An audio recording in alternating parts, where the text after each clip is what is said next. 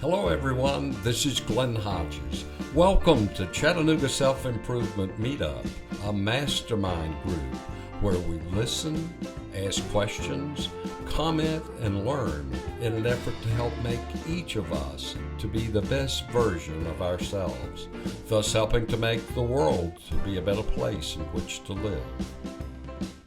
I'm very pleased to introduce our guest speaker today, who has actually kind of visited our group before, Jeff Holst, and it's spelled Holst. I misspelled it in the announcement. Jeff describes himself as a recovering attorney, and I'll let him explain what a recovering attorney is after a while. He's a full-time real estate investor and has more than 300 residential units and several commercial properties. He's the co-host of the Old Fashioned Real Estate Show, where they mix bourbon and old fashions and real estate investing. And his old fashions do look good. I've watched the show before. In February of 2020, Jeff climbed Mount Kilimanjaro and stood at the highest point in Africa. He's also the co-host and founder of the Last Life Ever podcast and is passionate about helping people live the best possible version of their last life ever. Jeff, it's all yours, buddy. Take it away. I appreciate that. And I want to say a couple things. One, Billy, thank you so much, because he may not know this, but like the units that he was talking about was a 10-unit building in Ringgold. And that's the one that put me over 300. So otherwise I had to say around 300. So now we get the 300 units. And then this is actually another amazing coincidence. Corey, I don't know if you know this or not, but your property or your studio in Eastridge on Ringgold Road, I actually owned that with Brian Leverage. So I don't know if you knew that or not, but no, not at all. So it's nice to meet you. I never go there, and I'm the guy that like hides out in the background. I never tell anyone I own anything. So I'm actually just violated my number one rule right now. But okay, but just don't tell anyone, and we'll be okay. Yeah, it's kind of because I do a lot of this kind of stuff. I don't really want people to know what I own. Like I like to be a little bit, in the background there, because it's not so big of a deal with commercial stuff, but with residential stuff, it gets to be a little bit goofy if people see you online and then they are like, oh, that's my landlord or whatever. Have you seen the pictures of the before and after, how I threw money at this place and made it look a lot better? Yeah, no, I have actually. And it's awesome. So thank you for that. And that's the space. I mean, it's great. It's my dream come true. So I appreciate it. Yeah, no, it's I'm really happy with that building actually. And the vacant space in there, we just signed a lease on too. So now it's going to be full up. So that'll be good. Hey, I have one request from you, Jeff. Sure. Okay? Can you please take the lockbox off my door? I mean, I think I've earned. There's a lockbox on your door still? Yeah, no, I will take care of that for you. I will. That's crazy. There should not be a lockbox on your door. You've been there for like a year and a half. So yeah, it's been there for like a year, and I'm like, maybe he thinks I'm not going to make it. No, although, yeah, I think you'll be okay. I think you're good.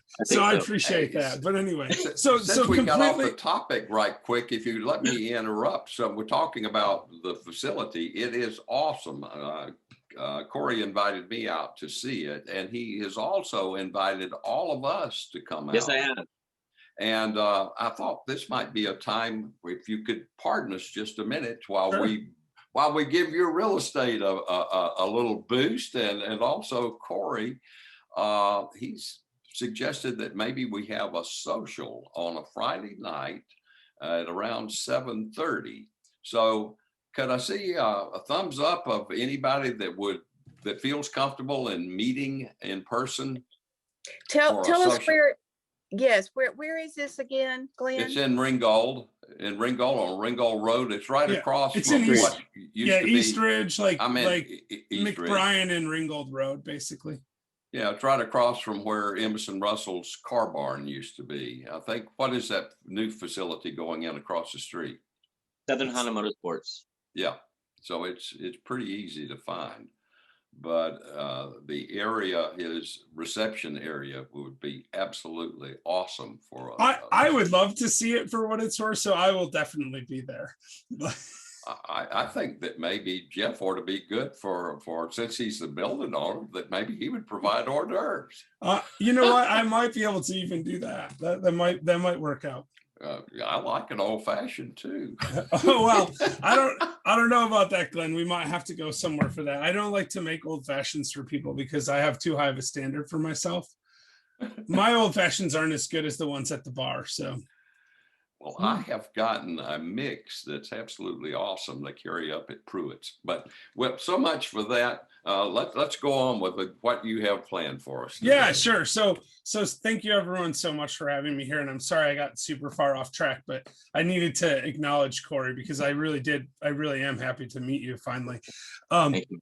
Anyway, so I have prepared a little slide presentation, but this is a small group. I'm not going to spend a lot of time on slides. I'd rather just talk. And if anyone has any questions, feel free to interrupt. I'll tell you briefly about myself. Let me just do this real quick here. Okay. So I give a lot of talks about real estate investing, but it's really not my passion. I love real estate because of the freedom that it bought me. It gives me the freedom to do things like this and to not have a regular full-time job. But what I really like to talk about is living the best version of your life. And that's really what I want to talk about today because I think it's relevant to everyone. I feel like it's important to recognize that we really do have just this one shot at it. So that's kind of the premise of the program, today, and we'll be really informal about how we handle it. And I'm going to share my slides just for a second so I can remember who I am. While you're doing that, what is a recovering attorney? Yeah, sure. A recovering attorney is someone who should have never went to law school in the first place. That's really what I would say. So I, went to law school, and I shared briefly at the beginning before some of the people were on. I was the graduating class speaker of my law school. I started a law firm in Grand Rapids, Michigan. That's where I'm from. A bankruptcy firm. We did a fair amount of bankruptcies. This was 2008, 2007, 2008. So we were really, really busy. And there was a GM plant about maybe like 5 miles from where I ran my firm that closed down. And so we just had this like huge influx of bankruptcies in 2008. People got to remember GM filed bankruptcy in late 2007. And so there was just a tremendous upheaval in that market. And where I live was a heavily automotive state. So that was a big impact on the local economy. And so I kept really busy doing that. But the thing is, like, I'm not sure I should have ever been a lawyer, right? Like, that's the thing. So like I have in this slide here a picture of a sculpture, and it seems kind of random, I realize. And I want to talk about that for a second. Does anyone know what that sculpture is by any chance? If someone does, just shout it out. What about you, Glenn? You got it? You know which sculpture this is? It's familiar, but I can't. So no worries. So no one's ever guessed unless they've heard me speak before. I would contend that this is the single best sculpture in the world. It's actually Michelangelo's Moses. So Moses was the centerpiece to Pope Julius's tomb. And I'm not the only person that says this is the best sculpture in the world. People like Sigmund Freud wrote essays about it.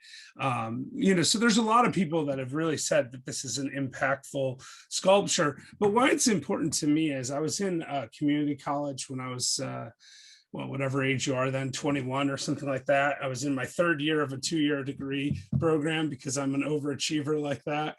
And I had no idea what I wanted to do with my life. And so I just said, I was sitting in this history class they were talking about the Renaissance, and the professor stopped and he told this story about Michelangelo where he said when he unveiled this sculpture, because it was the centerpiece for the Pope's tomb, he actually unveiled it to the Pope. And you got to kind of think about what it would be like to stand in front of a Pope during the Renaissance. That's like a cross between like the president of the United States and, the UN Secretary General and the current Pope, all in one, right? I mean, this is the most important person perhaps that ever lived, right? Because that's the kind of power that a Pope had during the Renaissance. And so he's in this small event, and he's going to unveil what's to be the centerpiece of the tomb for Pope Julius II.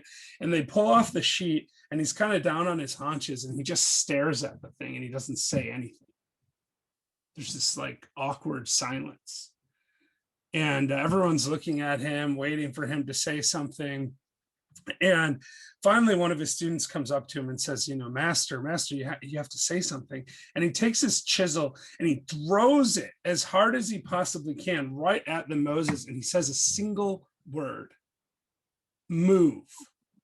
He's so passionate about this sculpture that he expects it to get up and move, right? This is, and keeping in mind, this is in front of like the president of the world at the time. So like, it's an incredible lapse of judgment, but it's also evidence of incredible passion, like a passion that's frankly overwhelming. And I looked at that and I said to myself, there is nothing in my life that I'm that passionate about. There's nothing that I would scream and go crazy in front of the Pope about. And so I went immediately after that class. I went and I bought a ticket on 1-800-Priceline. This is before we had the Priceline.com or whatever. And I bought a ticket to London, 30-day round trip, leaving in 3 weeks as soon as the semester was done. I'd never even been out of the US. I'd been to Canada briefly as a child, but I didn't even have a passport. I had to go rush and get an expedited passport. And I just said, I'm going to go see this sculpture, but I didn't want to fly right. It's in Rome. It's in this little church above the Colosseum called San Pedro in Vincoli. I didn't want to fly there directly and go right to the sculpture. I wanted to make it like a quest. I had in my, young person's brain, this idea that it would be like a Indiana Jones style quest. And I would wander around Europe and end up finding the Moses, and it was going to solve all of my problems. Right. So that's what I did. And I went to Rome, eventually got there. I backpacked around Europe, had some great adventures, met some great people. And I climbed this little hill up above the Colosseum, and I walk into this church, and I'm looking around, and this is before smartphones and stuff. And I'm looking around and I don't see the Moses anywhere in this church. And I'm thinking to myself, did I go to the right place? What's going on? And I'm looking around and I'm pulling out my guidebook, and I'm looking through the guidebook, and I see that it says it's in this church. And so I keep looking around, and in the dark corner, I see like a shadowy form, and I'm like, this is crazy. Like, it's not even on display. And I walk over there, and there's a little box that you can put it's like 1,000 Italian lira coin, which was like 50 cents at the time. Drop it in there, and it will, and you hear this like chunk sound, and then there's like, right, and the thing lights up in front of me, and I'm like, this is the moment, right? This is when I'm going to figure out what I want to do with my life. And it was kind of okay. I mean, I was like, yeah, it's an okay sculpture, but it didn't solve everything. I thought by seeing the Moses, I was going to like immediately know what I wanted to do with my life. And I was kind of underwhelmed. So I walked outside, and I sat down on the front steps of the church. And this is when I was young and dumb. So I lit up a cigarette, and I'm looking down at the Colosseum, and I'm saying to myself, what do I want to do with my life? And I just couldn't think of anything. I was just like, I don't know. And I'd already decided to take a year off of school. And I was looking down at the Colosseum, and I thought, I'm just going to go make some money so I can travel and see like cool places. Cause I thought this trip to Europe was amazing. Like, went to the Louvre, and you see the Eiffel Tower and Big Ben, and, all these amazing places, the Rock of Gibraltar. And I thought, I'm just going to make some money, and I'm going to go see old stuff. So I made a little list, the pyramids, Machu Picchu in Peru, Petra in Jordan, which is amazing. Made that list, and I thought, well, how am I going to make the money? And the only thing that came to mind was I would go to law school, because I thought, lawyers make money. So that's a long way to answer your question, Glenn.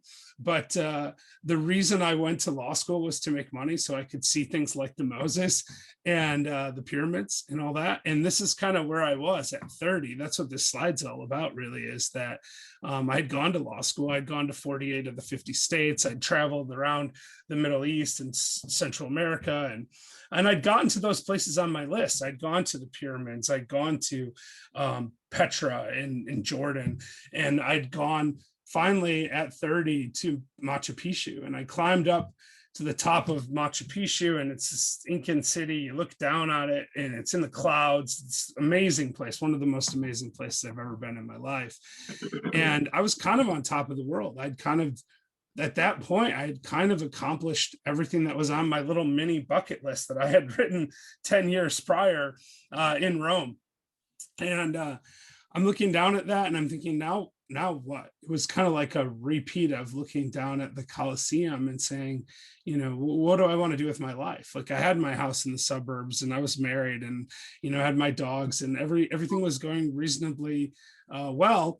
But I still just felt like there was something missing in life. Like I had a lot of cool adventures, but doing stuff just to do it it just didn't feel like everything was right. It wasn't bad. I was pretty happy and everything, but it was different. So then something happened, right? So I came down from Machu Picchu, and that was in August of 2008. I got a phone call from one of the attorneys that were actually the only other attorney that worked for me, and he had put in his 2-week notice. And I got back from Peru, and I was feeling kind of sick. I thought maybe I'd pick something up in the Amazon, because I'd gone down swimming in the Amazon River, which is crazy in and of itself, but it was a lot of fun. And I just wasn't feeling well, so I'd gone to the med center, and then and they gave me some antibiotics, and I wasn't getting better. And I went back to the med center a few days later on a Saturday morning, and they did some blood work thinking that maybe I'd picked up a parasite or something. And then I got this call from a doctor at 10 o'clock at night. And before I tell you what the doctor said, I'm going to ask, does anyone know what that is, by the way, that I have on the screen now? Looks like something you used to fix tires with to unplug a hole, basically, or plug a hole. Actually, that it does look a lot like that, right? Like the tire plug thing. It's actually the actual needle that they use to drill into my hip to do a bone marrow biopsy the day after I got diagnosed with leukemia. And what happened is the doctor called me, and literally at 10 o'clock at night, and just said, there's no easy way to tell you this. You have leukemia and you have to come to the hospital right now. My white blood cell count was 258,000. I don't know if anyone knows about medical stuff, but that's really high. It should be around 4,000 to 10,000 for a normal, healthy white blood cell count. And the only thing I knew about leukemia at the time was I had a cousin who died of a different form of leukemia than I have. And she had about 150,000 when she died. So when I heard 250,000, I was like, yep, I'm toast. I remember being in the emergency room that night, and my dad came to actually a lot of people came, because I did something that this is a super pro tip. If you ever get diagnosed with leukemia, while you're on the way to the emergency room, don't just start calling everyone you know and tell them, hey, I have leukemia, I know nothing, and then hang up, because they'll all show up at the hospital. And so we had all these people show up in this little emergency room. But I remember my dad saying to me, if you live until February, remember this is September, right? If you live until February, I'll take you to Australia. And I thought, yeah, I just hope I make it till Christmas, right? Like that's where my mind was in September of 2008. And it wasn't an unreasonable assumption, in as much as the type of leukemia that I found out I had a few days later had in 2005-ish, had a 5-year survival rate that was less than 5%. So I really was in a precarious spot at this time.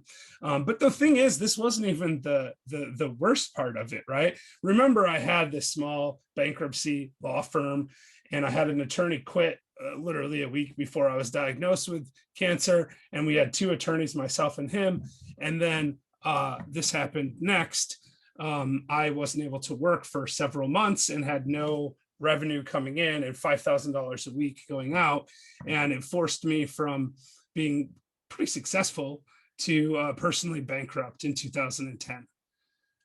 And so that has a way to refocus you, especially if you're a bankruptcy attorney. So the really long answer, Glenn, to what a recovering attorney is, it's a bankruptcy attorney who goes bankrupt and says, F it, I'm not doing that anymore.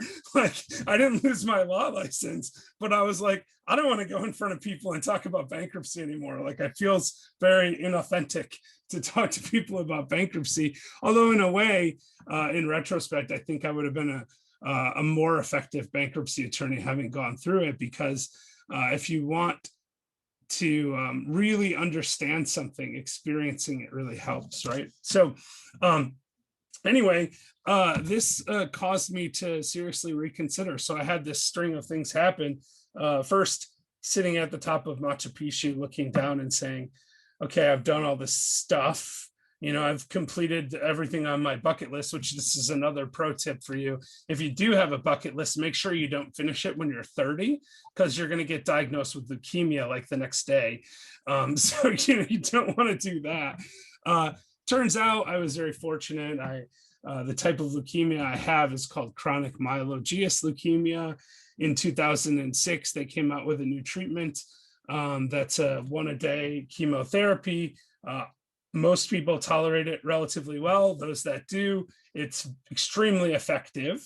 I still take it every day, which is a constant reminder of my own mortality, which is really what the basis of the last life ever philosophy really is. And that's last life ever is essentially a less we'll call it a less edgy version of YOLO, right? So YOLO is, you know, that you only live life once thing. And I feel like the shortcomings of YOLO is that it encourages you to do things that aren't necessarily in your best interest at times. I really wanted to take, when I reevaluated my life, I wanted to take like this whole life approach and say, like, what is the best version of life for me? Right? Like, I want to look at my life and say, what's the very best way I can live my own life? And, you know, it's a work in progress. No one's going to be perfect at this stuff. But for me, this is how I do it. So that's what I wanted to talk about today. I realize that's a pretty long intro to that. But I'm going to talk about living an extraordinary life. And I'm going to talk only about 3 things, and it's going to go relatively quickly. So I don't suspect that anyone knows what this photo is. And that's, whoops, I think I just switched my screen. Sorry about that, guys. Anyway, hopefully you can still see that screen now. All right, sorry. All right, so I have this personal life philosophy, and I started this actually a really long time ago. When I was 17 years old, I was suffering from teenage angst, right? Like, I broke up with my girlfriend who I thought I was going to marry, because when you're 17, every girlfriend you think you're going to marry. And I was feeling really down, and my parents were going through a divorce, and, you know, I don't want to, like, you know, it doesn't really matter because this is 25 years ago now. But I felt upset. And I remember I walked into the bathroom one morning when I was getting ready for school, and I thought, this is just, my life is terrible. Like, everything's horrible. You know, nothing's going well. And I won't say I was suicidal, because I don't think I was, but I was feeling that way, right? I was feeling like there was just like, you know, it wasn't even worth living, you know, this kind of stuff, right? And I was looking in the mirror, and something clicked for me, and I just went, this is dumb. Like, I'm young and I'm in a middle-class family, in a middle-class neighborhood in America. Like, it can't be that bad. And I just said out loud to myself in the mirror, today is a good day. And then I promptly had another bad day. And then so the next day I said, well, I'm going to just say it more. And I just kept saying, today's a good day, over and over and over again. Every time I saw a mirror, so like I'd get in the car and I'd see the rearview mirror and I would say, today's a good day. And I would think it. If I was in public and I saw a mirror, I would just think it to myself and I'd repeat it over and over and over again. And this is a positive affirmation, but I didn't even know what that was then. This is before YouTube. I couldn't watch Tony Robbins videos and figure out what the stuff was. I was just doing it. And one day I walked into a 7-Eleven and the guy behind the counter said to me, how you doing today? And I just said, without even thinking about it, like from deep inside of me, I never have bad days. And I went, holy crap, I never have bad days. Like it just hit me that I had been several weeks or maybe a month without having a bad day. And this philosophy, right, is something that I've held ever since then. So 25 years. And think for a second about what I just told you about getting diagnosed with leukemia and being personally bankrupt. This is what happened to me. The other thing that I remember from the night in the hospital, my brother came to the hospital that night and he said, I bet today's a bad day. Like it was almost like he wanted to prove that it was impossible not to have a bad day. And I'd so thoroughly identified myself as a person that didn't have a bad day that like people would be like, hey, it's the no bad days guy. Right? Like I just told everyone I never have bad days. Anyone asked me, even to today, if they ask me how I'm doing, I just say I never have bad days, because that's how I've identified myself. And that's something that I think is really useful to people to recognize, that if you identify yourself in a certain way, it becomes true. So that's the first lesson of the no bad days thing. The second lesson is that you actually can give up bad days, and not having bad days is better than having bad days. It's not easy, but it works like this. Good and bad stuff happens to everyone every day. When I was in the hospital and I was diagnosed with leukemia, and my brother came in and he said, I bet today's a bad day. My answer was, I was diagnosed at 10 o'clock at night. Most of the day was pretty good. Could be worse. And all these people are here that love me and they're showing up at the hospital. And I'm like, it really isn't that bad. We'll worry about it tomorrow. And then the next day I was in the hospital, and that day was hard. That was, I knew I was sick the whole day and I thought I was dying. And I remember there was a shift change around 2 o'clock in the afternoon, and this nurse came in and she looked at me and she said, oh my God, Jeff, I'm so sorry to see you here. And I looked at her and I thought, oh my God, Shelly, I'm so happy to be here, because this was my childhood babysitter, one of my favorite babysitters. I hadn't seen her in like a decade. And I was literally like, wow, this is all worth it because I get to see Shelly again. Now, in retrospect, that seems kind of weird, right? Like on one hand, I'm dying of leukemia. On the other hand, I'm like ecstatically excited about seeing someone I could have probably just picked up the phone and called anytime. But the reality is, at that moment, my mind was so thoroughly convinced that I could find positive in everything that I didn't even have to think about it. It's called the Bader-Meinhof effect. It's kind of like when you get a new Honda Civic, all of a sudden everyone seems to have a Honda Civic, right? Your subconscious mind defaults to what's familiar. So that's kind of how this stuff works. And in retrospect, if I look back at the day that I got leukemia, that I was in the hospital and that I was dealing with this stuff, it really was one of the best days of my life. Because if it wasn't for that, I wouldn't be a recovering attorney. I would still be practicing law and I'd be marginally happy, not having bad days and all that stuff. But I wouldn't have this chance to live a much greater, extraordinary life like I experience now. So that's sort of the first thing. And like I said, oops, I think I just went the wrong way. Sorry about that. Apparently I don't know how to control my slideshow. There, hopefully you guys are seeing the next slide now. I can't see what you're seeing. Does it say keep moving forward? Mm-hmm. So that's step 2, right? So step 1 is just give up bad days. And the big part of that is the self-actualization and the belief in yourself and the identifying yourself. But then the next thing is, when you go through this stuff, and everyone will, hopefully none of you ever get diagnosed with leukemia and forced into bankruptcy. But if you do, the trick is to keep moving forward. Quick secondary story about bankruptcy. So I was a bankruptcy attorney, and there was the way bankruptcy works. When you file bankruptcy, there's this meeting of the creditors, and creditors don't generally show up, but there's a trustee that represents all the creditors. And you go in front of the trustee and you say, you have to swear under oath that all the information you gave is correct, you're not hiding any assets, and they'll ask you questions about your assets and make sure that you've complied with the law in order to eliminate the stat. And it's a very strange, I've been to literally hundreds of these hearings as an attorney, and then I'm sitting down at my own hearing with my wife by my side, and I'm feeling terrible actually about that part of it, because it's like, it's one thing to get sick, right? That you don't have any control over that. But the filing bankruptcy, it felt like a personal failure. And then I felt like I was dragging my wife down with me. And even though, it's easy in retrospect to say, well, it's not really your fault, you got leukemia. But the reality is I felt like if I had done some of these things that I should have done better, if I'd gotten sick, I would have been fine. Like if I got sick right now and couldn't work for 5 years, my bills would still get paid. I've set up a life now that's insulated from my own labors.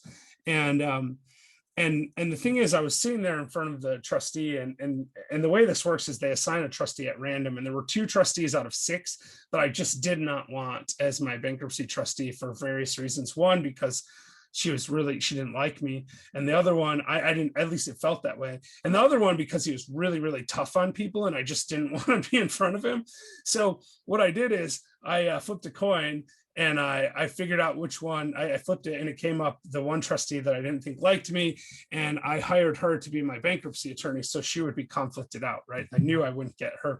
And I thought, okay, now it's only 1 in 5 chance that I get this trustee that I wouldn't like. And wouldn't you know it, I draw this trustee and sit down in front of him, and I'm really nervous because like this is the tough one, right? This is the guy that's like really bad. And then I'm feeling bad for my wife, and I'm telling her everything's going to be okay. And the trustee always started the same way, and he paused his recording and he looked at me and he said, "Jeff, I'm really sorry to see you here."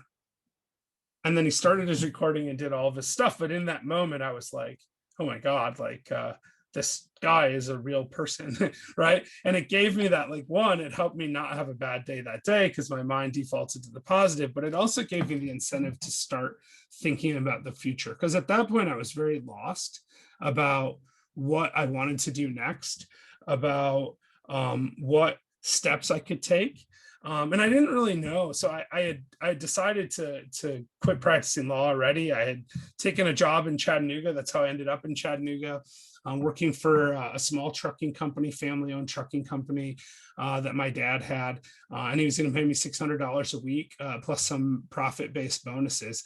It wasn't a lot of money, but I realized that that I needed to do something that had good insurance, so I would have that, and stability to my income, because I knew working for my dad, if I got sick again or worse, then I'd probably be still getting a paycheck.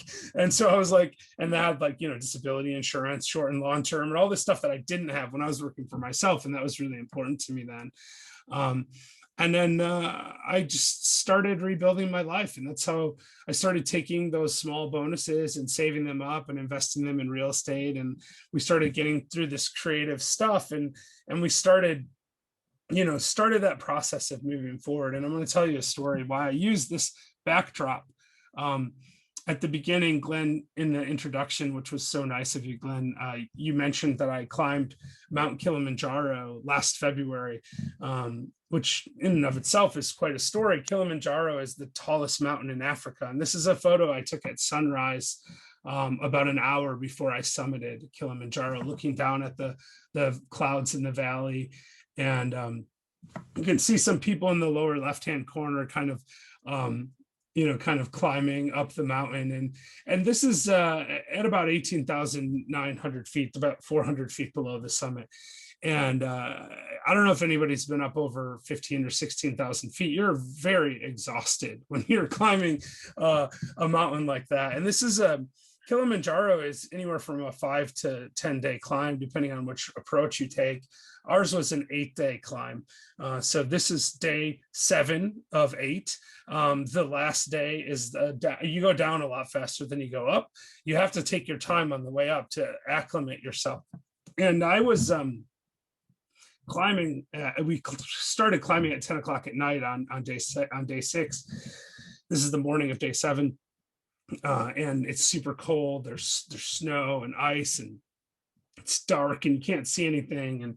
And about every 10 steps, you have to stop and take a breath. I mean, at 6 p.m. that night, before we started that climb, I rolled over in my sleeping bag, and I was like, oh my God, I can't even stand up. Like just turning over in your sleeping bag made you exhausted, and that was 3,000 feet lower than this. It was just overwhelming, and I wanted to quit really, really bad. And I just kept thinking, you know, like I have this Facebook group, Last Life Ever, which you guys are all welcome to join, the Last Life Ever private Facebook group. And I told these people in the group that I was going to I was going to climb Kilimanjaro, and I kept thinking, I have to do this for those people, you know, I just have to. So I would walk like 8 or 10 steps, and then I would stop, and I would be leaning on my trekking poles, and I would be trying to catch my breath. And, you know, and then I would, at one point I actually started to doze off while standing on my trekking poles. And, you know, when Kilimanjaro, they require you to have like porters and like this support staff. It's like required by law. So I had a head guide that was trekking with me. The rest of my group was much faster than me. So like there was a secondary guide that had taken the other group out ahead. And there was one porter with us. And this porter, his name was Baltus. He didn't speak any English at all. He would come up to me, and he'd pat me on the back, and, you know, just encouraging things that he would say, or he'd say, I think he'd say like, you know, a word or two in English, but, you know, I don't think he even understood what he was saying. He'd say like, good job, but it was obvious he didn't know, other than that was something someone told him to say, because he always said the same things over and over. But he came up to me about 5:30 in the morning, shortly before this photo was taken, actually. And he started rubbing my shoulders, and he started playing a harmonica softly behind my head. I didn't even know the guy had a harmonica on him, right? Like, and I feel like we're on the top of this mountain, and I'm going, this is just outrageous. And I'm watching like, I'm watching this, I'm watching this, like, these people walk by me, porters carrying stuff. They seem to be, you know, doing so much better than me. And I'm thinking, man, their life is so much better than mine. They're able to just stroll up the mountain, and I want to quit. I don't even want to move forward. I'm just done, right? And this is a critical inflection point. And I had one of those realizations that changed my whole perspective, right? And that was, this guy Baltus was playing a harmonica behind my head, trying to help me up this mountain. And he wasn't doing it because his life was better than mine. He was doing it objectively because his life was much worse than mine. He was getting paid $10 or $15 a day to help some rich American climb a mountain, right? I mean, that's literally like it's a shift in perspective. It's like you can look at what other people are going through, and you can look at what you're going through, and you can say, what I'm doing is so terrible, right? And you can miss the point that everyone else has their own stuff going through. And I think that's one of the best things about the coronavirus. I mean, there's a lot of terrible things about coronavirus, but one of the best things about the coronavirus is we're all kind of collectively going through this difficult time. And when I got diagnosed with leukemia and went bankrupt, or when I was struggling to climb a mountain, all of those times, the really hard stuff, that's where the life lessons came from. That's where the best learning came from, where the best things in my life have come from, frankly. I wrote about climbing Kilimanjaro in a charity book that we did called The Coronavirus Collective. And I wrote about how I climbed the mountain and came down to a different world. And it's really true. I mean, personally, I was a different person. This is the hardest physical thing I've ever done in my life. And it was an extraordinary experience and all sorts of learning lessons on the way up. But the other thing is, when we started climbing on February 13th, there were 0 cases of coronavirus in the entire continent of Africa. When we came down on February 20th, there were coronavirus cases in every single country in Africa. The world had started to shut down, right? I mean, I was gone for the month of February. When I left on February 2nd from Chattanooga, I barely knew what the coronavirus was. It was 2 days after Trump had shut down the flights from China, and people were like, that's insane. Why would he do that? And when I came back, I wasn't sure they were going to let me in the country on March 3rd. I mean, that's how much changed in such a short amount of time. And all of us are going through this right now. And I'm very optimistic about the future, because I know that those hard times are the best times. So anyway, that's my keep moving forward story. Hopefully that's helpful to you. I jumped there. So the final thing I would say is, I've got a couple of really quick tips on how to, if I can get my slides to work here, sorry about that, to supercharge your motivation, because I think this is super important. And this is something I've been thinking about over the last year. I've been doing a lot of reading and writing because we've been stuck in the house, and I think, the learning experiences, and I'm going to wrap up here in just a second, but I think there are 8 things you can do to really get yourself motivated to be productive, and they're in short form. And I have a little PDF that I can give you guys about this. So if you guys want to email me, it's just here. I'll put it in the private chat. But if you want to email me, I can send you this little PDF I made. But it's just my name at gmail.com. So if you email me and just say, motivation PDF or whatever, I'll just respond to it. I won't add you to a mailing list or anything like that.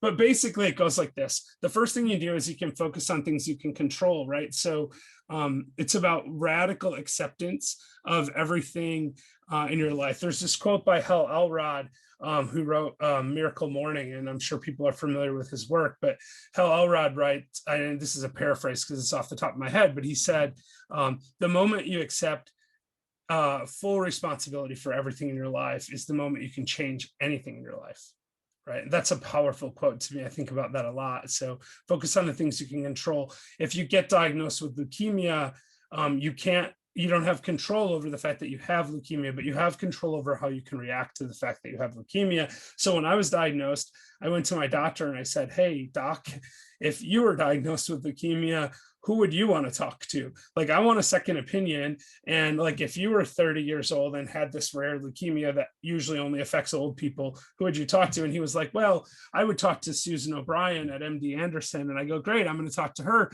And he said to me, well, I don't think she's taking new patients. And I'm like, no, you don't understand. I am going to talk to her. And he's like, your insurance might not cover it. I said, I'm going to talk to her anyway.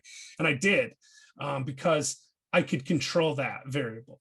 And it turned out, she said, your doctor's doing exactly what you should be doing. So it was overkill. But the point is, it gave me something to focus on, something I could work on. So that's the first thing. The second thing is remember your purpose.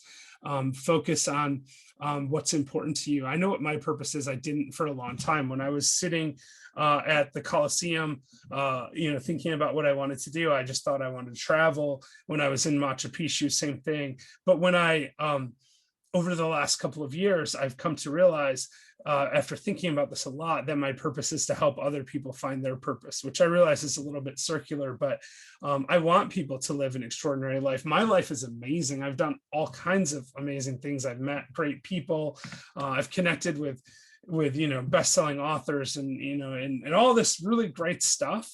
And we've started a foundation, the Last Safe Ever Foundation, where we help people that fall through the cracks. We just paid tuition for a 7-year-old kid in Tanzania, so he could go to school because they don't have good public schools in Tanzania. Things like that. It's just unbelievable what you can do if you remember your purpose. So definitely find your purpose. And if you don't know what it is, I have an ebook about that too. I feel like I'm pitching everything, but we have a book called Discover Your Life Purpose. If you email me about that, I will send you that as well. Celebrate the small wins, right? Like everyone has something that they've done that's accomplished. So that's this third thing. The fourth thing is, just start doing something, like get started, right? You don't climb Kilimanjaro if you don't take the first step. So just start working on it. Whatever it is that your goal is, just start working towards it. Another thing with goals too, the fifth thing is sort of visualize your goals. So there's something I always say, dreams. If you want to live the life of your dreams, start with the dream and then write that dream down, because when you write a dream down, that's when it becomes a goal. But then the next step is to break that goal into actionable steps, because if you write down actionable steps, you have a plan. And if you have a dream and then a goal and then a plan, and then you take action on that plan, you live the life of your dreams. It's really that small. And that's really the sixth thing, is just break your big goals into small goals. And then the seventh one is affirmations. That's the no bad days things. But it could be just, say, hey, I never have bad days. But it could also be, I'm on my way to a healthy body, or I am going to do this. I mean, all that kind of stuff is really important. And then the last one, and this is really the end of my presentation, is surround yourself with people that motivate you. Do exactly what you're doing right now.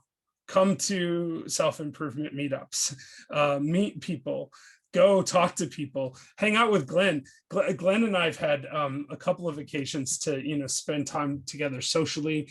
And every time I've come away a better person. And I appreciate that. And when I should come to these meetings more, I've been to a few. Every time I come to one, I think, this is an amazing, amazing time.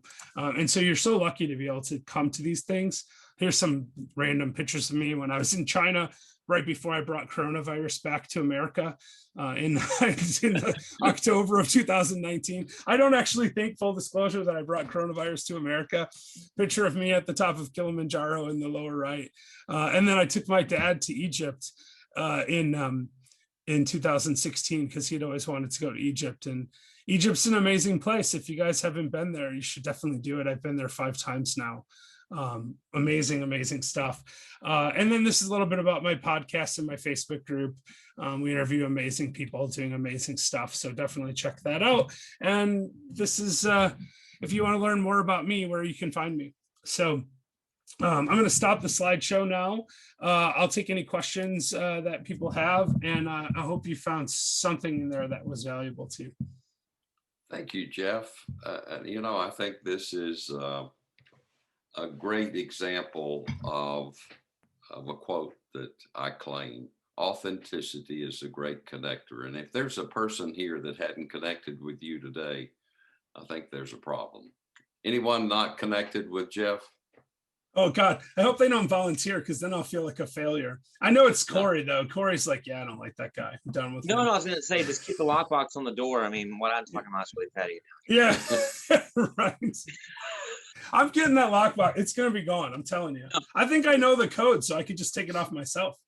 Oh, but in discovering your purpose and what your passion was, do you think you would have discovered it as soon as you did without the adversity that you were faced with, not by choice? No, I'm certain I wouldn't have. Everything that I've gone through has gotten me to where I am. And that's the thing, right? That's the key takeaway from everything I've learned. I would say the most important thing is not to regret hardship, because that's where all of the growth comes from, or maybe not all of it, but a significant portion of it. And we all have stuff too. That's the other thing. I sometimes feel weird talking about my own personal adversity, because I think it's really easy to look at woe is me, all this terrible stuff's happened to me. And I really don't want to ever portray that, because I actually view these as opportunities. And I think we all have them. And not everyone's going to get diagnosed with leukemia or some kind of cancer, but everyone's going to go through something. They're going to have a friend or relative die. They're going to get coronavirus. They're going to have to be locked up in their house for a year because of coronavirus. That's, I guess, the great equalizer. We all have stuff we have to deal with. And some of it may seem objectively worse to me than others, but like I said, it's all about perspective. When I'm climbing Kilimanjaro, I'm like, man, my life's terrible. It's so much easier for these porters to climb the mountain with, baskets on their head and stuff. But I'm sure they're looking at me and being like, wow, that guy's paying a bunch of money to climb a mountain. He must have a great life. And so it's really just about perspective. Yes, it is. Jack, would you like to jump in? This is a free-flowing conversation. It's a mastermind group. Since you're new to the group, is there a comment you'd like to make or a question you'd like to ask Jeff? Not really quite. I mean, I'm just this is a great story. It's a great story. I can definitely relate. I was actually diagnosed with diabetes a few years ago and was able to make a full recovery. I was on a bunch of like 12 different medications, was able to make a full recovery. I'm not on any medications anymore. I lost 150 plus pounds and stuff. Nice. And so yeah, so I can completely relate, you know, in terms of some of the greatest adversity that you find in life, you can turn it around and it becomes an inspiration to yourself and to others around you. So great job. Thank you, Jack. I hope you can be with us. We meet every other week, so our next one will be on the 13th of April. Who else would like to jump in? Ron, you look like you have something right on the tip of your tongue. I hope it's not like the answer to my chemistry professor's question. I said, I got it right on the tip of my tongue. He said, spit it out quick. It's sulfuric acid. So anyway. What's on the tip of your tongue? Well, Jeff, very inspiring story. I didn't know you until the start of this podcast, this Zoom. I can tell you, Jeff, from my perspective, I never heard a woe is me. I'm very interested. I'm totally intrigued with how people overcame. Jeff, two things. I sent you an email while you were talking. I'd like very much to follow up with you on two topics. One is to feature you on our podcast that I call Overcomers Overcoming. I have featured Corey, and you have a great story. Others need to hear your story, Jeff. But here's my question for you. If I interpreted you correctly, it seems you may have had a life-transforming moment or a portion of your life around age 17. Were you at prior to age 17 as mentally mindset affirming as you are now, or did you have to overcome an earlier life to become what seems you are right now? Well, that's you know, no one's ever asked it like that before. Well, I don't remember what I was like before I was 17. Let's start there. Okay. It's, you know, it's more than half my life ago. I think I was always generally positive. I don't think I was an unhappy person, but I didn't, you know, in high school, you know, when I was younger than that, even I didn't really have tons of friends and I wasn't like super outgoing. So I definitely think that I changed significantly at that point. But I think that's a part of growing up, right? I mean, I think we learn to come into ourselves as we age, and it's definitely not like a flip a switch. It's a process. Who I am now is different than who I was a year ago, and that goes back forever, right? I'm always a different person. If I'm not growing and learning, then I feel like I think my personal belief is you're either growing or you're I guess you're suffering atrophy, right? Like you're becoming less of yourself. So you either have to move towards becoming a better version of yourself or you're just going to get worse. Like, I don't think there's a stable point where you can just be like, okay, cool, here I am. And by the way, I was going to reach out to you about your show anyway, because I heard the name of your show and I thought I should be on that show. I go on everyone's show. Like I never say no. So I absolutely will do your show. So thank you for asking. Great, Jeff. Well, we will feature you, and I firmly believe and ascribe to what you say. You're always moving. Is it forward or backward? You're never static. Yeah, exactly. Hey, brother Bob Ritchie, what do you think over there from Middle Tennessee? Got a comment? No, I apologize. I got on late. Was having some computer problems this morning. Oh, okay. I missed a good part of it, and I would love to get those Jeffrey's locations again, where he's at on the web, so I can do some more Yeah, well, research on them. We'll send you. I'll send you all that. And Okay. fortunately, I hit the record button today, so we've got a Yeah. recording of Well, this. and just to answer that too, real quick, the easiest place to find me if you're wanting to connect with me is the Last Life Ever private Facebook group. So if you just go on Facebook and type in Last Life Ever, it'll come up with a private group and then also a page, but you want to just join the group because that's where I hang out. That's where we try to help people live the best version of their life. That's what we do. We don't have anything to sell. We have a podcast and we have a YouTube channel, but mostly we just try to talk to people and help them if we can. Well, you know, you are doing what I discovered long ago was probably one of the secrets to having a good day every day is to quit focusing on yourself and focus on other people. Why do you think this group exists? Why do you think the forerunner of it existed, my motivational book reading and mastermind call? I was going through some tough times then. And I should have probably declared bankruptcy. And back in 2008, that cost me about $2.5 million. And I actually paid for it, but I just didn't go through it. So I let my attorney kind of navigate through it with me, dealing with creditors or whatever. The only problem is he died. Yeah. He didn't have a partner. Well, that's tough. So yeah, I mean, having been on both sides of that, I can tell you that I always recommended everyone to try to work it out with their creditors if they could. And I absolutely would have, but it turns out phone book company wasn't very receptive to making any kind of payment arrangements or anything.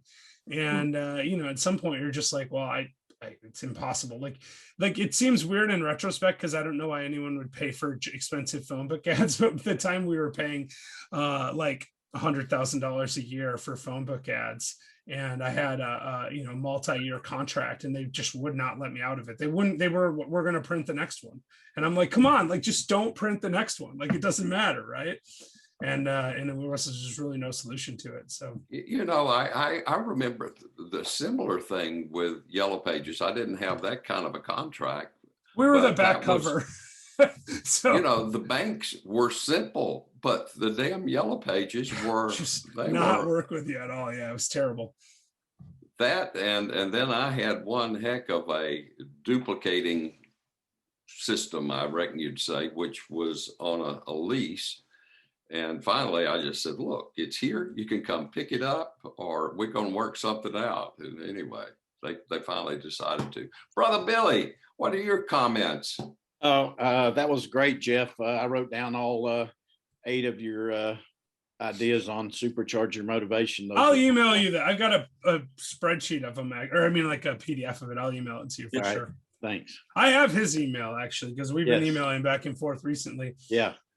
I don't know if this is kind of random, Billy, but like, you know, there's that giant open space in that property. Yeah. So I go in there, there's like a bunch of mannequins in there, like actual mannequins in that space. I don't know what I vaguely remember that going through there. Yeah. I took a picture of myself with one. If I can find it, I'll share it with you guys in a second. It's ridiculous. It's a really crazy place though. Yeah. You're not like a boating buddy of mine that had a blow up doll he used to put on the back of his boat. Yeah, I don't know. This place Billy can attest to it. It doesn't make any sense. It's like this like really crazy open space below an apartment complex. It's like what would you say, like maybe 15,000 square feet or something like that? It's large, yeah. Y'all have to figure something out for it. I have no idea what we're gonna do with that. So, well, not by design, but all right. But and I got my old-fashioned real estate show shirt on, so I'm like on brand there too. So, well, that is hilarious. I don't think we've heard from our females over here. They've been very silent today especially since we turned it into an X-rated program. Kelly, would you like to share some thoughts or ask a question of Jeff? Y'all are just cracking me up this morning. Jeff, thank you for your talk. Your photographs are amazing. And I just wanted to thank you for the inspiration, because I think so often we put ourselves in limitations. Just like when you said you had been to Egypt, what, 5 times? I thought, wow, how do you make that happen? I mean, that was immediately my brain thinking about that, because I think so often we want to limit ourselves awful fast, and we just don't let ourselves have the kind of adventures that you were talking about. So I just wanted to thank you for the inspiration this morning. No, well, listen, I appreciate that. And I'll tell you, the Egypt thing is really interesting, because every time I come back from Egypt, someone will say to me like, oh, I wish I could afford to go to Egypt. And I'm like, have you been to Disney World? Because I mean, honestly, I spend less going to Egypt than you would spend to go to Disney World. The expensive part's getting there. But right now you can buy a ticket to Cairo from, I mean, I don't know if you want to travel right this week, obviously, but like right now prices are way down, and I'm actually tempted to go because I've been vaccinated, and I'm like, it's not that hard to get a coronavirus test. So I'm like, you can go for like $800 round trip from Atlanta. And once you're there, stuff is basically free. They have almost no corona there. They were, I think, partially because a lot of people wear burqas, and so they have like a social distancing sort of on accident, right, already. And then the people there have been, from what I understand, have been very good about social distancing and masking and stuff. So they've actually kept it under control pretty well in Cairo. And it's just so cheap. I mean, you can stay in a 5-star hotel for $50 a night, and you can travel around the country for $10 a day. Pay $100 a day. You could spend 10 days there. So you spend $1,000, and then, airfare. So, maybe $2,000, and you've seen all of Egypt, or at least the parts that people want to see. That's amazing. Have you ever blogged about that for novices who wouldn't have a clue? I thought about it before, but the problem is I have so many things I want to do, and I can't do them all. Like I have to limit myself to the stuff that's really important to me. But yeah, I always tell people, if they want to go to Egypt, just reach out to me, and feel free to do that. I can even introduce you to people that'll like pick you up at the airport and in a private car and drive you around and take you directly to your hotel, so you don't even like eliminate all of the hassle. Because the biggest part about Egypt is it's very intimidating, because if you go to some foreign speaking land, it's intimidating anyway. But if you go to a foreign speaking land where all of the writing is like squiggly lines, and you can't even recognize, like you can see a sign and you don't know if it says police station or like restaurant, right? Like because you don't have any clue. You can't even sound it out or anything. You go to like Spain, if you don't speak Spanish, you can be like, oh, it says like Policia. I get the idea, right? Like I think I know what's going on there. So it's traveling in Arabic speaking countries is much more challenging, and the culture shock can be overwhelming.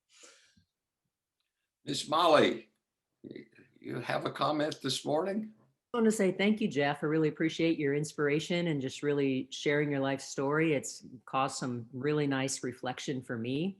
I overall tend to look at things in a positive way, and just kind of reflecting on ways that I do that. Coronavirus, you're right, it's just taken us all for a loop. And I was traveling, 20 times a year, teaching all over the place. I've done a lot of my bucket list as well. And now I'm really enjoying being home and going, okay, how do I really appreciate even more what? Yeah, it's tough. I like my house, but I really miss traveling. I did get to, fortunately I did the whole month in Africa last year, so that's made it not as bad at the beginning of the year. Because I don't normally travel for multiple months a year, right? Like I travel a fair amount, but not multiple times a year for a month at a time. But I'm starting to really feel that right now. I went 2 weeks ago, I went to San Juan, Puerto Rico for the weekend, just because I was like, I have to go somewhere. And it's much easier to travel to San Juan than anywhere else international right now, because of being a US territory, you can come back without getting a second coronavirus test. You need to get one to go there, but to come back, you don't need one. And so I was like, it's totally worth it. Just even though it's only a weekend, I just need to get in the ocean and do some diving. So I did that. But other than that, I haven't been out of Chattanooga in months. It's weird for me, because I normally travel a fair amount as well. And speaking too, I was getting to the point where I was speaking from a stage, a couple times a month, and I haven't done that at all. I mean, it's just completely died. So. And it's actually a great time to consider traveling. I went to Aruba just on vacation and there's no one there. Like the beaches. Oh, I love Aruba. How hard was it to get in and out? Like I was actually considering Aruba recently. You have to have a test within 3 days. Yeah, and you have to have one to come back to, but I'm sure it's easy in At Aruba. that time, a few months ago, you didn't have. Oh yeah, they changed the rules like in January or something. So yeah. By the way, yeah, if you want to go to Aruba cheap, fly to Miami, $300 round trip. well, you can fly out of Atlanta to Aruba for like $300 round trip too, usually. Yeah. I've tried before. We were going to Curacao, and it was $800 from Nashville, Atlanta, or Chattanooga. Yeah, so Curacao is more expensive than Aruba. I don't know why, but I think it has something to do with JetBlue, because JetBlue flies directly to Aruba, so you can get an Atlanta to Aruba trip. I've actually done it for $250. Wow. And this is pre-coronavirus. It's probably cheaper now, honestly. And San Juan is another one. You can fly direct from Atlanta to San Juan for $100. I mean, What? I flew from Chattanooga first class for $550 last week or whatever. I'm like, I might as well go first class. It's so much nicer. Wow. But yeah, Aruba's great. Curaçao's great too, actually. If you haven't been there yet, that's an amazing place. Well, could you understand that? Or was that just too much racket? That was the Beach Boys song. Oh, I didn't hear it actually. Oh, all right. It was, the one, I forget the title of it, Aruba, Jamaica. Yeah. Kokomo, I think, right? Like Kokomo. Yeah, maybe that. Yeah, Kokomo. That's the name of it. Yeah, I always think of that. There's a town in, Kokomo's not a real place, but there is a town in Indiana called Kokomo, Indiana, and it's like a really terrible place. I shouldn't say that because you guys are probably all from Kokomo. But I stay there a lot because they put a bypass. And so there's these hotels in Kokomo that are like slowly dying through atrophy. And I used to drive back and forth to Michigan all the time pre-corona because I'm from there. And I would stay in Kokomo because like I could stay in a really nice hotel for $40. So it's a nice it's 3 hours from Grand Rapids. So it's like, it's a 12-hour drive from here. So that made the drive much more palatable. Drive 8-9 hours and stop and get a hotel with an indoor pool and hang out for a while. Jeff, we talked about finding your major definite purpose, which aligns with Napoleon Hill's teachings in Think and Grow Rich. But with the adversity that you've had to deal with, do you think that maybe, this is where this book right here, The Laws of Success, that major definite purpose actually originated in that book, even before Think and Grow Rich. But was that Napoleon Hill's book? Napoleon Hill's Law of Success. Yeah, it's a solid book. It's really meaty, but it's great. In fact, Don Green, the executive director of the Napoleon Hill Foundation, I just got a copy of his latest book that he wrote, which he relates his life and how he applied much of Napoleon Hill's teachings in it. But it's a great book. I think I've already put it up on my bookshelf somewhere, but I wanted to mention, do you think that besides discovering your major definite purpose, and it ties right in, but that you discovered who you really were? Oh, for sure, that's the case. That's something I've dealt it's still with. A work in progress though, right? Like I think that's the other thing. If with all this stuff, like we go through life in incremental improvements, right? And so I feel the same thing with who I really am. Like that's hard, right? Like I mean, I have certain things that are core, my faith, super important to me, and that's not likely to change. But like you start to learn like what's important to you, and people you're exposed to influence you on this stuff. Like there are certain causes that I did never think about before. And then like when I was in Ethiopia last year, I met a guy who runs a charity that helps autistic children in Ethiopia. It's a school for autistic children. It was like a family connection, like my mom's cousin's adopted son's cousin or something, so I just thought, well, I'm going to be in Ethiopia anyway, I might as well check it out.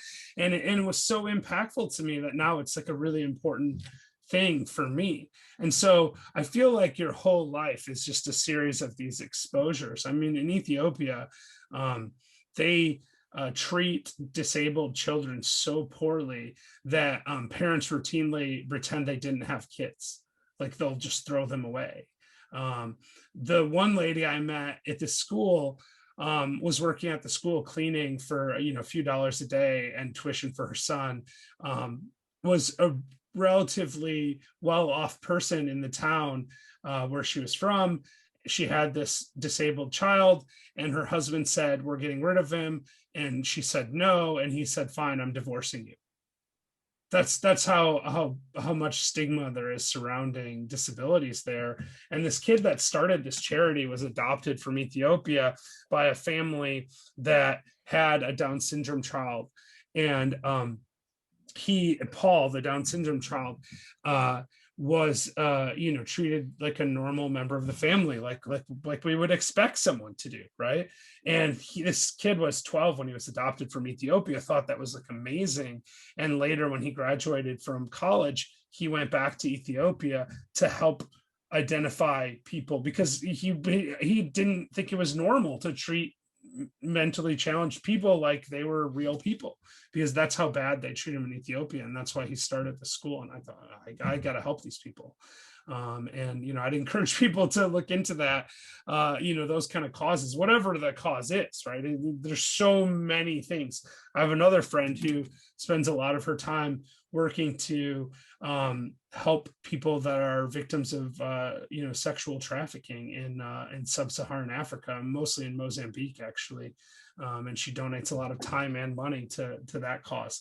And it's another cause I never really thought about, but I mean, it's super important things.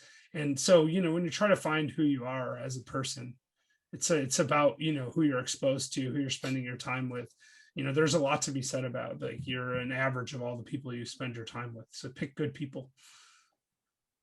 I should go right ahead. Excuse me. I was just going to ask a quick question. You'd mentioned the law of success. I was wondering if there's any other interesting books related to this topic that you'd recommend. Yeah, I mean, there's so many, right? Like, I don't even know where to begin. I mentioned briefly Hal Allrod's Miracle Morning, which it's related. It's about creating a morning routine. But I think that that's a really important book. It's very impactful to me. And also, of course, all the Napoleon Hill stuff is actually pretty good. I really like Outwitting the Devil, which is more recent Napoleon Hill book that was published recently, written a long time ago. And then, there's so many. The Magic of Thinking Big is really good too. That's really fantastic stuff. Cool, thank you. I was just looking. I think I didn't put them back on my bookshelf, but many of you remember when Bob Ritchie lined us up with Dr. Ming Wang, From Darkness to Sight. This is a great book, Jack, and for any of you that are not familiar with it. In fact, he's a internationally renowned eye surgeon, and he's right there in Nashville, Tennessee. In fact, my wife had an appointment with him last week. She met with one of his another doctor that's with him. He's actually up in Vancouver now, making the movie From Darkness to Sight, based on his book. And she meets with him in May. But that's a great story. John Maxwell's got a great book out, his newer one, Change Your World. That's a good one. And then if any of you that went to Live to Lead, I sponsored a couple of years ago, Marie Cosgrove has now got her own book out now. This is absolutely amazing. Greater Fortune. Greater Fortune. It's available on Amazon and on Amazon and in Barnes and Noble. Essential lessons from the entrepreneur who bought the company that fired her. So not only did she deal with adversity there, but it's just an absolute miracle that she is here. I think Ron knows Marie. You've met Marie before, haven't you, Ron? Yeah.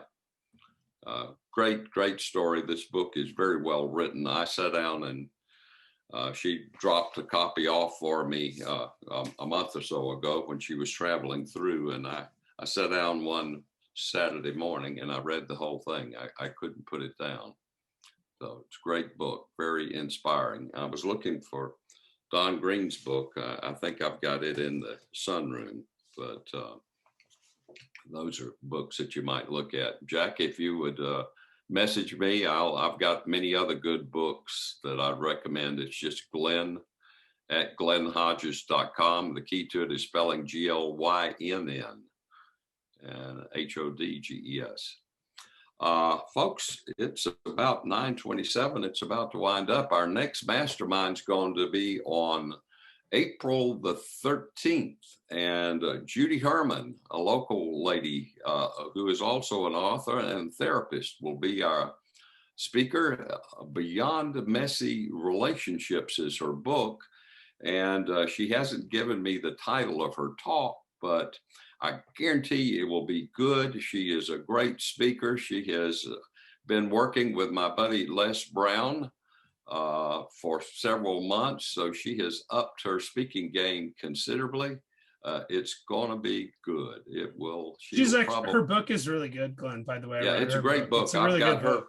I've got her book. I bought it when she spoke down at the Camp House about a year and a half ago. Yeah, that's the one. That's when I got it too. She's really great, actually. Yeah, very good. Jeff, thank you, buddy. This is gooder, and that's my word, gooder than I even thought it would be. I knew it would be good, but this is even gooder. I appreciate that. Anyone else got a comment to make or a question to ask right quick? We got 2 minutes.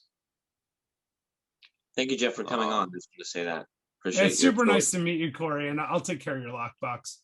Oh, no worries. I've got it. I'm going to do it today. And Corey, how about how many? Let me see a thumbs up. Any of those that are interested in a Friday night get together around 7:30 at Corey's place. All right, you're comfortable, Aram? That's good. So and Sylvia, okay. And what we thought we had do, Corey had mentioned, is that I had planned actually to get people together up at my place sometime before COVID hit, and was thinking about us inviting spouses or whatever. But since it's been so long since we've been together, I think we need to renew our own relationships. And if we bring spouses, we'll be more concerned in trying to make them feel comfortable and won't spend enough time renewing our own relationships. Is that meaningful? Now, Kelly, if you come in from out of town, or Jack, we'll let you bring a spouse if you need to. We'd make an exception. But for those of us here, unless yes, date? Corey. Do we have a date? Can we set a date? That's what I was about to ask you. What's a good date? Let's throw one out. We could do April 23rd, April 30th, or actually 22nd. Right. That's a Friday. Yeah. Right? The studio will be, the last group will be out by 7:30. So we'd have to wait till 7:30, but with daylight savings time and the days getting longer, well, Corey, if you want me there, I don't think I can do the 23rd, just so you know. 30th is fine though. Is that Friday? What right? about Friday the 30th? April 30th. Okay. All right. Is that a winner? Billy Weathers, can you make that maybe? All right, good. Okay. Well, that would be great if we could get Ron, and we'd let you bring Marty with us, and she has participated in the program. Yeah, we think y'all could make it down. Yeah, I need the group permission to bring my girlfriend. Well, you can bring your girlfriend because she are a part of the group. She's participating. Thank you. Yeah, so you can bring her. That's a long trek from Maryland, by the way. Pardon? That's a long trek from Maryland. All right, so April the 30th it is. We'll make some more plans. We'll be in touch with you. And thank you, folks. And again, Jeff, this was great. It was authentic. Authenticity is a great connector. Folks, remember your day will be just as good as you visualize it. I love each and every one of you. I'll get this posted a little sooner than I have the others. All the past recordings should be up now, with the exception of Alana's. Let me ask you one other question. How many would be interested in having Alana back, since I messed up and didn't record? We had a very low turnout that day, but she was dynamite. Everyone agree? Yeah. All right. Well, in fact, I've already texted her trying to, hopefully we'll connect today, tie down a day. We'll see you on the 13th. Take care. Goodbye. Hi, everyone. Thank you. Kelly, is that Kelly, the address? Are you there? Yeah. Okay, it's 5319 Ringwood Road.